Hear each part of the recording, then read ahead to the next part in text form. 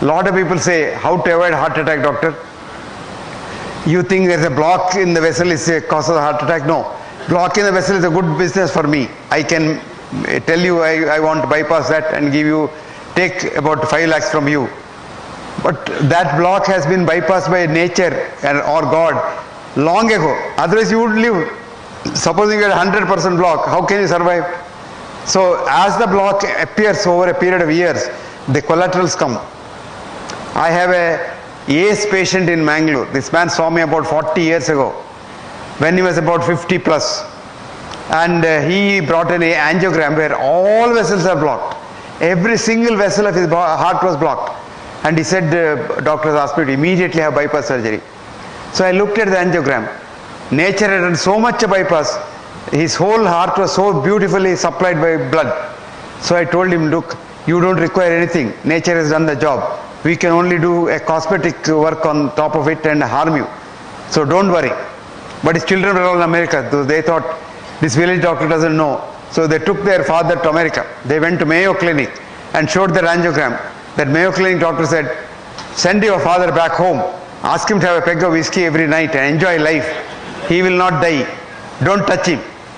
And that man is alive now, 94. And you can see him today, 94. Ramrod straight. He had 3 cancers after that in the last 40 years.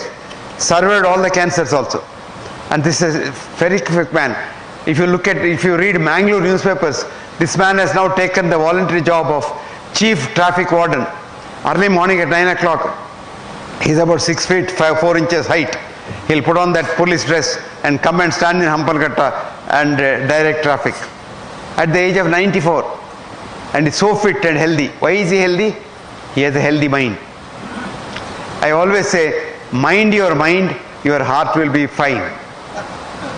If you don't mind your mind and fill the mind with hatred, jealousy, greed, ego, depression, etc., you will die of a heart attack very soon. The cause of a heart attack is not the block, but a bad mind. It's a bad mind that attracts a clot, and that clot kills. And if you had a block earlier, you probably don't die. If you didn't have a block, if you were very young and didn't have a block at all, if you get a heart attack, you will die instantaneously on the spot. That's called sudden death syndrome, which is different from a heart attack. Before the heart attack occurs, you are dead. So your heart on postmortem looks normal, but you may have died of a heart attack, because the heart is called electric death. And this happens. It happens in 2 circumstances. A, if you are an alcoholic, if you drink a lot of alcohol, your wiring inside the heart gets eaten up, moth eaten, and wiring gets snapped one day. So you suddenly drop down dead. But if you have a heart attack and you are old and have many blocks, you will never die. You will have chest pain, come to the doctor, make the doctor rich, and you will go on and on and on, jug on, and you don't die.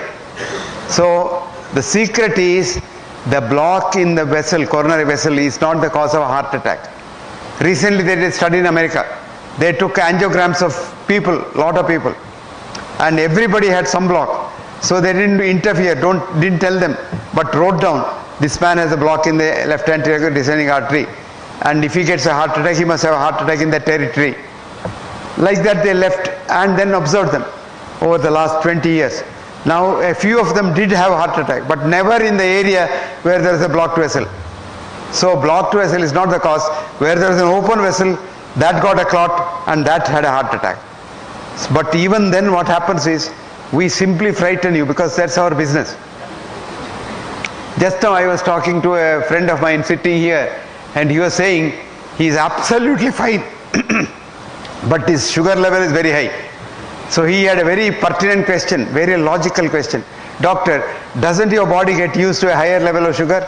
I told him, yes, it does. Because he says, I'm absolutely fine. If doctors give me tablet and try to bring my sugar down, I feel miserable. I said, you are absolutely right. Because one of the greatest researchers in hypertension had told, his name was Sir John Pickering. And Pickering said, after you start a patient on blood pressure drugs, he loses all the 3 things in the American Constitution enshrined for man: life, liberty, and pursuit of happiness. Life you are not sure, because with or without drugs you may die. Liberty you don't have because you have so much of restrictions. Pursuit of happiness is the thing of the past. So If you take drugs, you become an ass.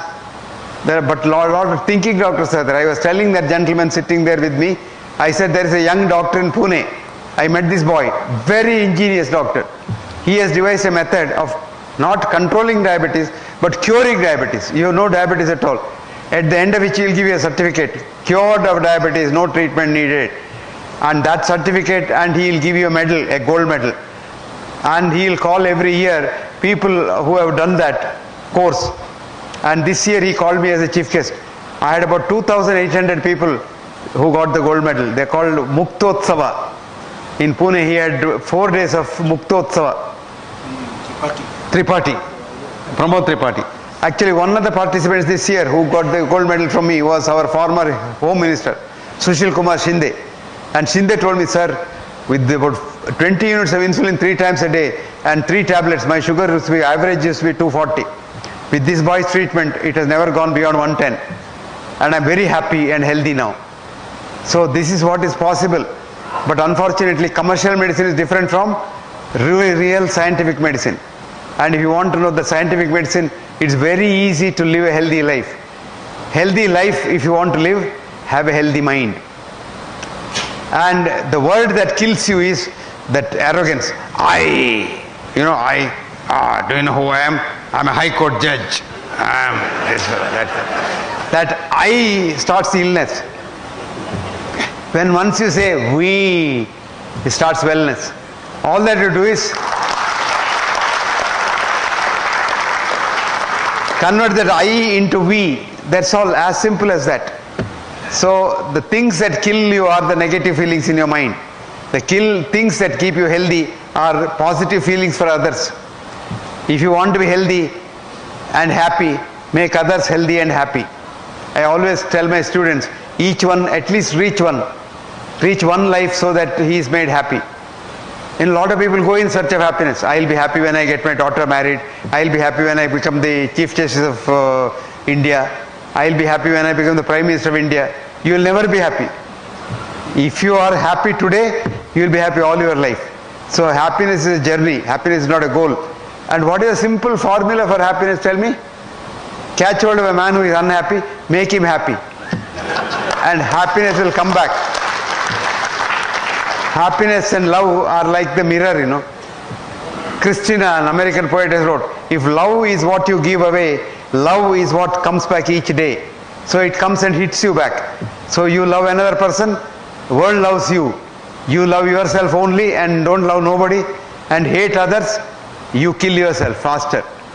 So friends, convert yourself, illness to we, wellness. You will all be very healthy. Then a lot of people think, oh, if I eat this, I'll be healthy. If I run a mile every day, I'll be healthy. If I run marathon now and then, I'll be healthy. All not correct. You are healthy if your mind is healthy. You don't have to even run nothing of the sort. You can eat anything as long as you don't eat when you are not hungry, you are fine. If you don't eat too much and become obese, you are fine. Eat what you like.